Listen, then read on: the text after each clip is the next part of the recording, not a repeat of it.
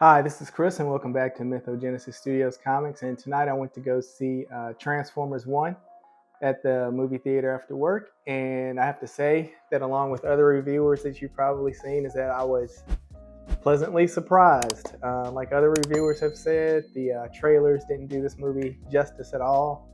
From the trailers that I saw, it looked like it was just going to have too many silly jokes, and it was made for kids, definitely. I wasn't, I guess, too keen with Chris Hemsworth as the voice of Optimus Prime, but I guess that was fine since it was Orion Pax that he was playing. But this movie really did a good job. There were some things that I had nitpicks about, but it explained the Transformers lore well, starting with Primus and him turning into the planet of Cybertron. It explained about the war with the Quintesson some, which you find out even more about during the course of the movie.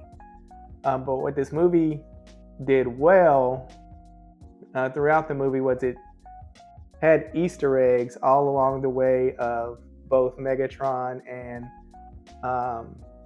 Optimus Prime's journey, a mix of who they met, whether it was future Decepticon allies or Autobot allies.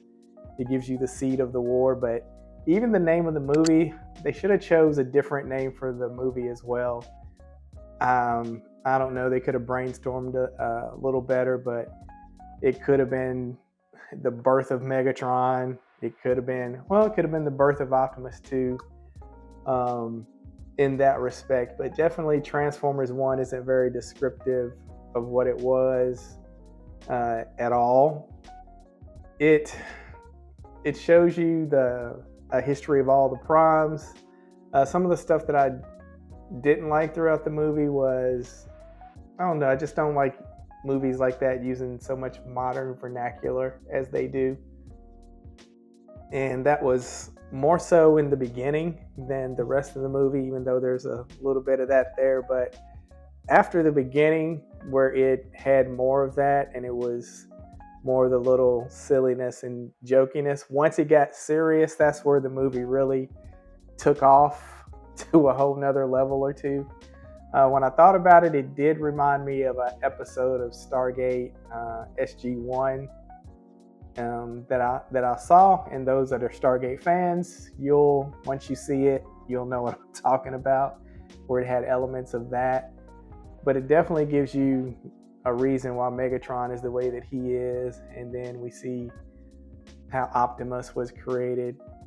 But you can definitely see how when people are shown the truth, or that you can either become a villain or you can become a hero with what you learn. So this is something that shows too. And I didn't know Michael Bay was a producer on this, but I like that. I didn't like in the Michael Bay Transformers movies that he made Optimus and Megatron brothers. I definitely like it better in this movie where I don't think it's a spoiler, where they're just like friends and then the split happens. I think that's much better than trying to connect them and have them be brothers. So it was definitely good to see more of Cybertron and the surface of Cybertron. They bring back the Quintessons, and they are definitely a scary threat in this one. And there's some twists and turns that you kind of see coming. You know, it's not really buried that deep, but you kind of see it coming, but still the story behind it and what happened is still kind of, I would say, shocking. But they really did do a good job. I was just looking because I forgot to mention for the movie, I've got my Megatron here, my reissue of Soundwave, my reissue of Optimus Prime, and then the 20th anniversary version of Optimus Prime. It's pretty big, lights up, and all of that. So I forgot to mention that. But yeah, I definitely think if you get a chance to go see this movie, that it's, depending on how much movies are in your area, that it's worth seeing. The trailers did not do this movie justice. One of the things that I would have liked is if Peter Cullen was actually in the movie, because sometimes they just use celebrities for voice actors, and they don't do as good a job as an actual voice actor would do. So one of the things is when Orion Pax is all through the movie, it would have been cool that when Optimus shows up, that if the voice had changed to Peter Cullen, Optimus Prime voice, that would have been epic. Something they could have added for pretty cheap. I don't know why they don't do that. I'm sure he would have been happy to do it, but that would have been something that really kind of helped push it over the top. But for me, this was a very enjoyable movie. Like I said, they did a good job with the lore. If you get a chance to go see it, I think that you'll enjoy it too.